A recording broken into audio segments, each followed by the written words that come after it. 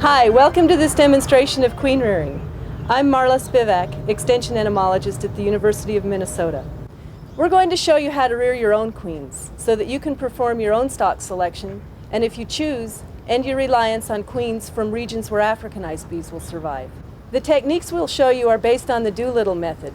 This is one method out of many from which you could choose. We expect that after you master these techniques, you'll modify them to suit your own needs. We've prepared a manual to accompany this tape. With this package, you're ready to go to work. Good luck!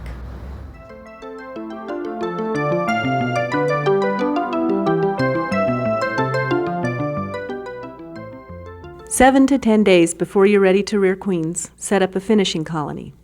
The finishing colony is a strong, populous, queen-right colony that will feed and take care of the queen cells.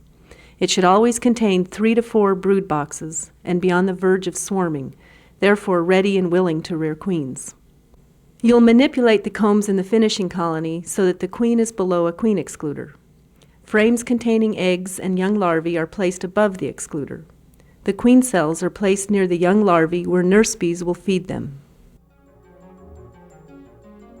Locate the queen in the colony.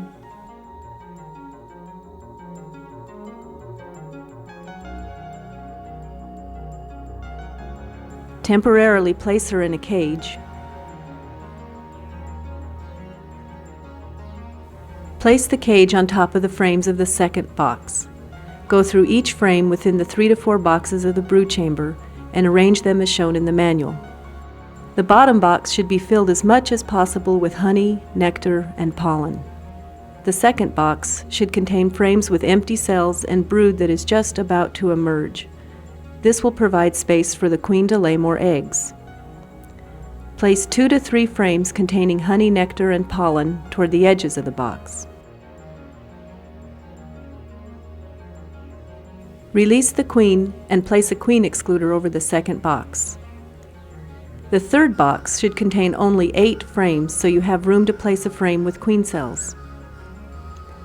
The center frames in this box should contain eggs, very young larvae, and lots of stored pollen. Place frames with older larvae away from the center and frames with honey and nectar toward the edges of the box. Young nurse bees will be drawn into the third box to feed the larvae in developing queens. Use a 4th brood box if you plan to rear more than one batch of queens, or if you have more brood than will fit into 3 boxes arranged this way. The 4th box should contain older larvae and sealed brood, with frames of honey, nectar, and pollen toward the edges. Add honey supers as necessary. Rotate the brood in the finishing colony again the day before grafting and thereafter every 7 to 10 days.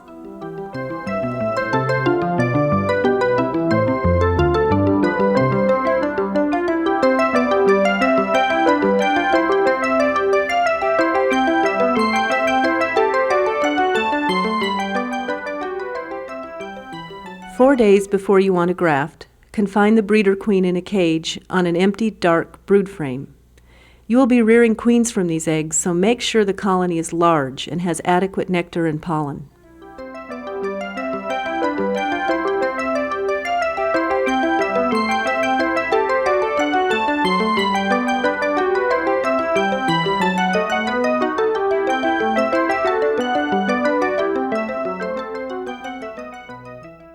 On grafting day, prepare a swarm box, the starter colony for the grafted queen cells. A swarm box is stocked with large numbers of nurse bees to provide warmth and royal jelly to the queen larvae for the critical first 24 hours. The swarm box has no entrance, but is well ventilated. It's queenless and broodless and stocked with plenty of nectar and pollen. First, place wet sponges in the bottom of the swarm box to provide humidity and water.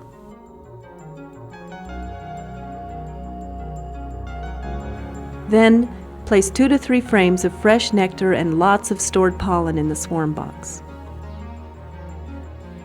Shake about 4 pounds of young bees into the box.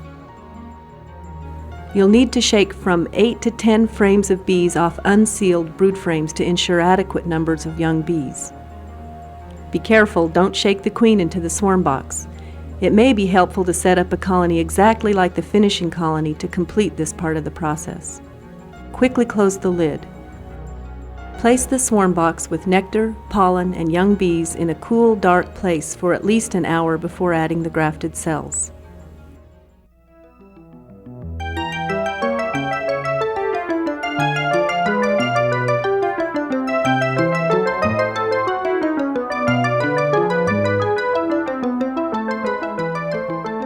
After shaking the swarm box, and just before grafting, remove the frame from the breeder colony.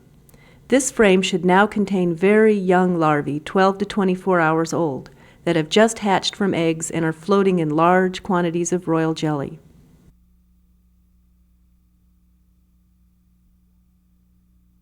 Wrap the frame in a towel and bring it to the grafting room.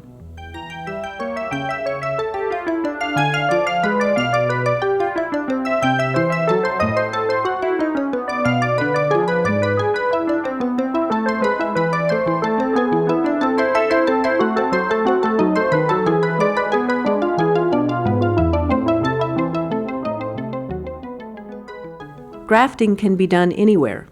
The ideal place is a special grafting room close to the breeder and finishing colonies. The temperature should be at least 75 degrees Fahrenheit, and the relative humidity should be above 50% to prevent drying of the larvae. Incline the grafting frame about 30 degrees from horizontal by resting it on some kind of support. Proper lighting is critical. We recommend a headlamp.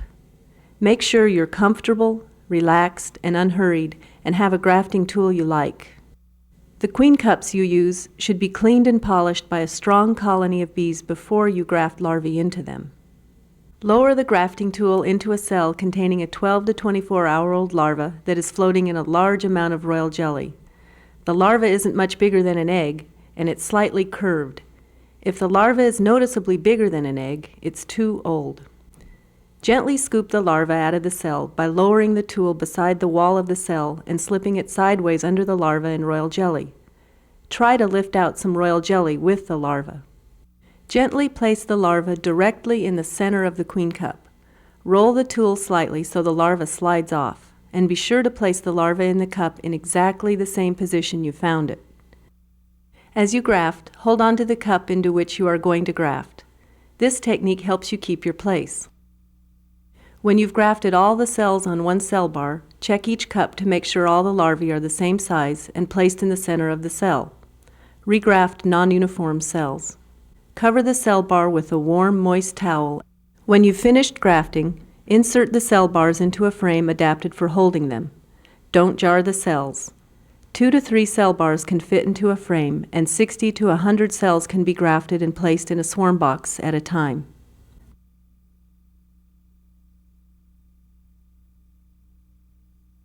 Place a moist towel around the grafted larvae on the cell bars and take the swarm box and queen cells outside.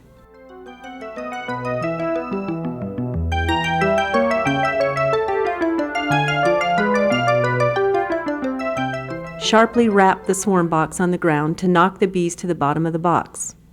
Open the cover and quickly but carefully place the frames between the nectar and pollen frames as illustrated in the manual.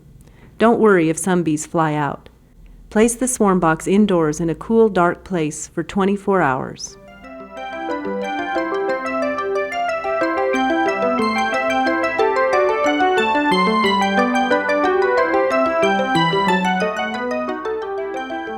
After the queen cells have been in the swarm box for 24 hours, they're ready to be transferred to the finishing colony.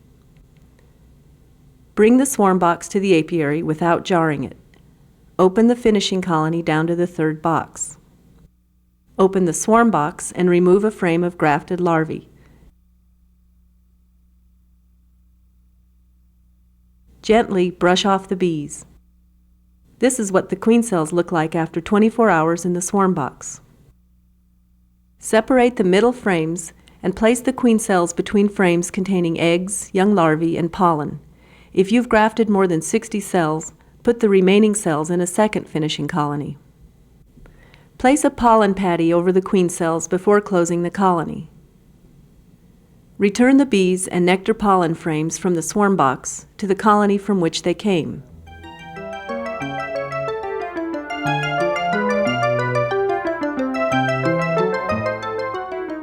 "10 to 11 days later, remove the queen cells from the finishing colony.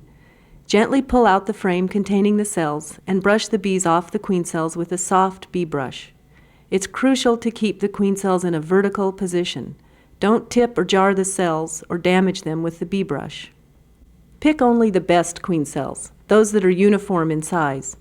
These cells will be introduced into a mating nuc or other colony that is queenless and ready to accept a queen cell.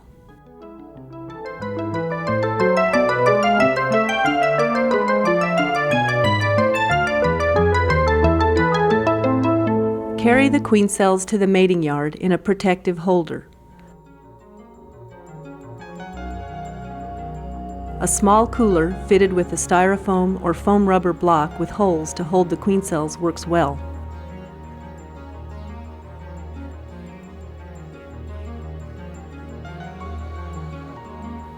Transport the holder to a mating nuc which has been stocked with bees, at least 1 comb of sealed brood, 1 comb of honey, and 1 empty comb.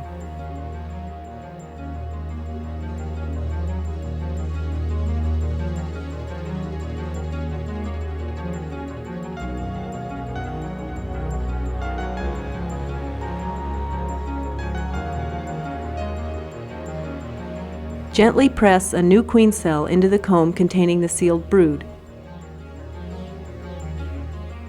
Be careful to put the cell in a vertical position. Don't damage the cell with the adjacent frames. After 2 weeks, check to see that the new queen is mated and started laying eggs. Remove the queen only after she is laid in at least 1 frame so you can inspect her brood pattern. It's wise to mark all production queens and essential to mark all breeder queens. When they're marked, they're easier to spot in the colony. Use tester's enamel paint for marking. Gently pick up the queen by her wings or thorax using 2 fingers. Place a small dab of paint on her thorax with a trimmed paintbrush, a small blunt stick, or the applicator that comes in some paints. Make sure the paint is dry before carefully returning the queen to a brood frame. This is just one method of rearing queens. We like it because it works consistently. Be sure to consult the manual for detailed steps and equipment diagrams. Good luck!